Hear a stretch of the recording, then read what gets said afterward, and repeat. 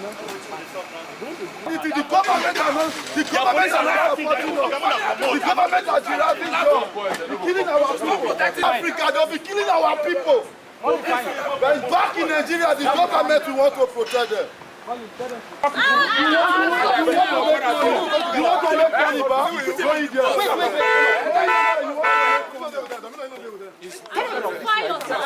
Identify yourself.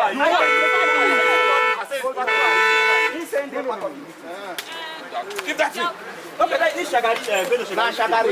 You should go there if you may go there.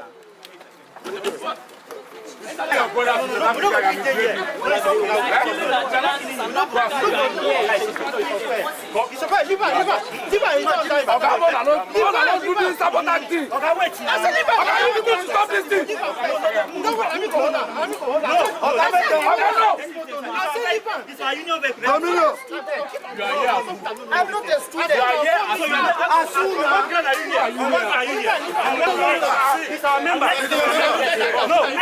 He's our member. Wait. Don't hold my hand. No.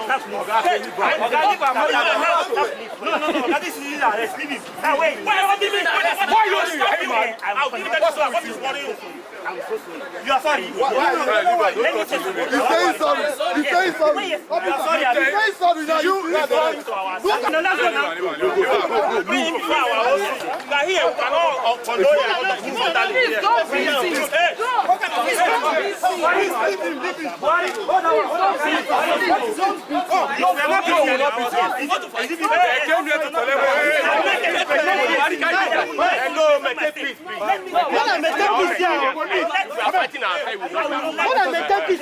nobody can give me money. I'm not going to 1 naira. Did you take order from me? Okay, let me. Did you take order from me? I'm not aware.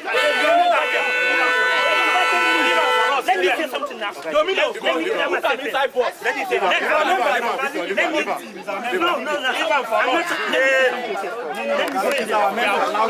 we cannot be here and we are not beating now. See, let me talk to them.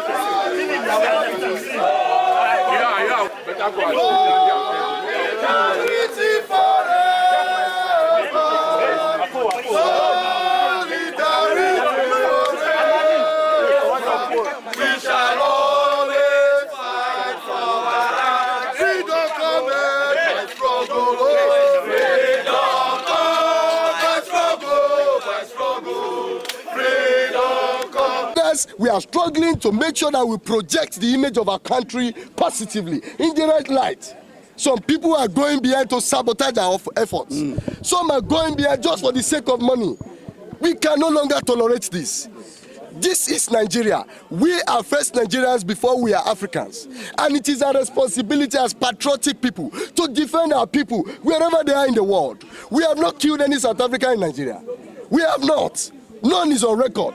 Why are they killing our people on a daily basis? And that has been the position of NANS. Few days ago, I spoke to the world that we are tired. Enough is enough. This embassy have called me severally and I said, there is nothing to be discussed. What we want is outright stop on the killing of Nigerians in South Africa. Yet it has continued. And you want me to sit down and discuss with you? Bangladesh. I will not do that. Nigerian students duly elected me to represent them, and that alone I will do. God forbid. I put out the invitation I got from the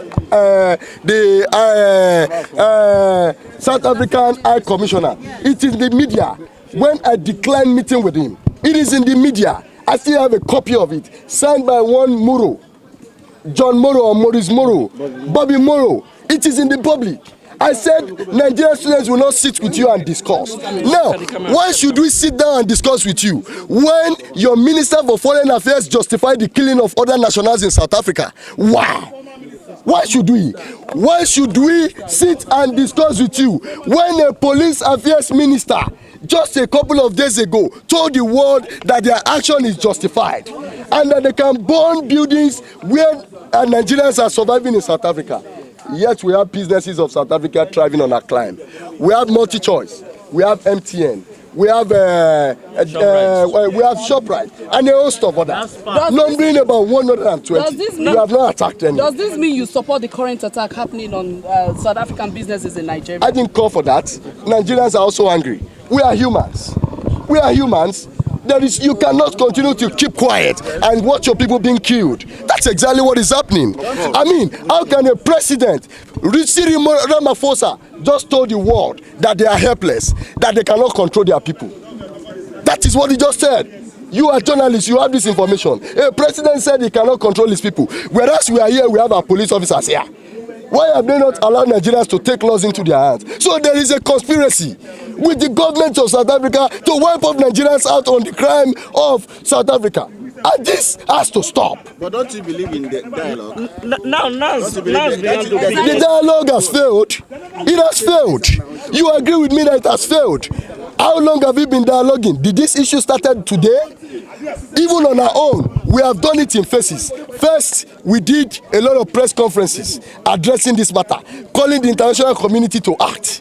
Secondly, we embarked on picketing, which is the second phase of our engagement. Picketing peacefully. We went to South African business premises. We sat down and we said, no, tell your people to stop killing our people.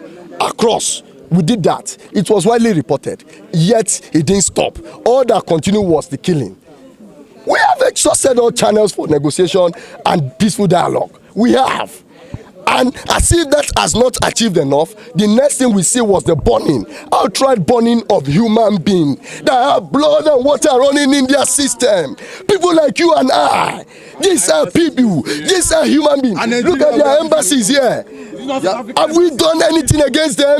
How many of them have we killed in this country? And all they could do is to go from behind to bring people, faceless people, to begin to claim leadership of where they don't have, to speak for Nigerians.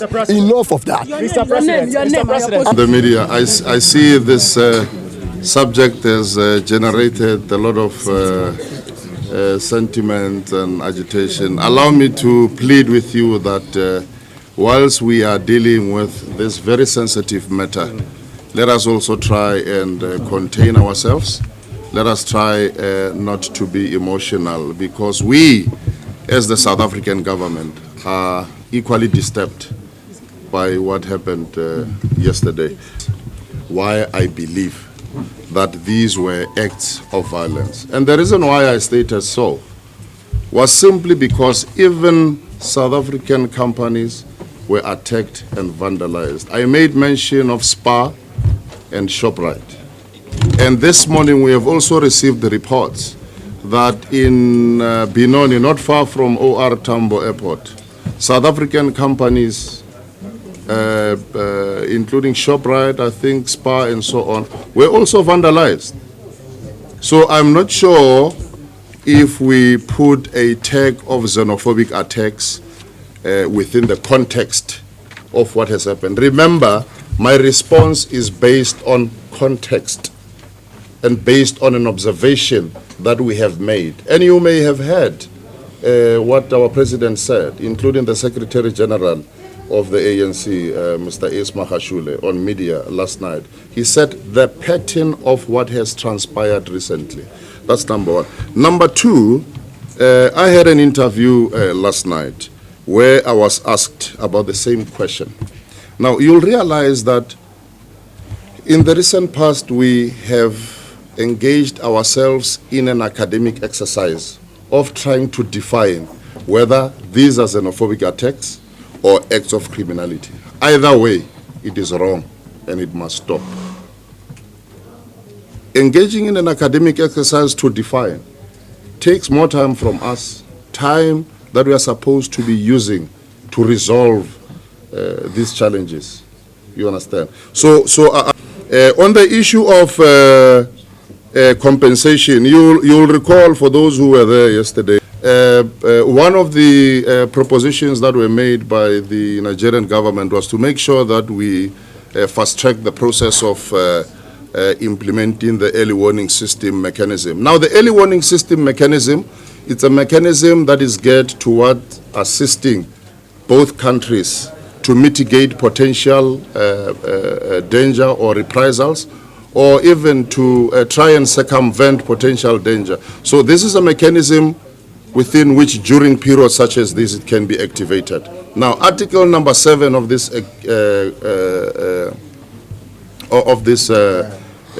proposal speaks about compensation, and I responded yesterday. I said the relations that are enjoyed between the two countries do not prevent them from engaging on a model that they could use in order to arrive at a logical conclusion of how this compensation should take place. Now, in as far as perpetrators of violence are concerned and so on, again, during the media briefing yesterday, I provided Minister Onyema with a media statement issued by the government communication systems in South Africa, and it is quite very clear that perpetrators of violence have been brought to book, and a total of 70 people were arrested when that media statement was issued.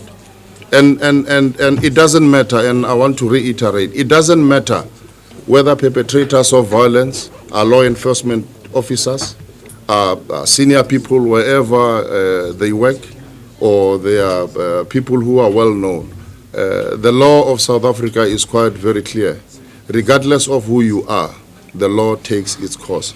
So the government is making sure that the perpetrators of violence are brought to book through the law enforcement agencies such as the South African police services. We cannot sit idle when the country is burning. The president has rightly condemned acts of violence against people who come from other communities.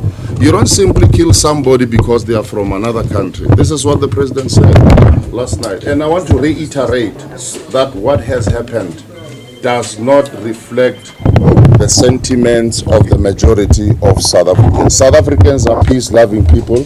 South Africans love Nigerians as much as Nigerians love South Africans.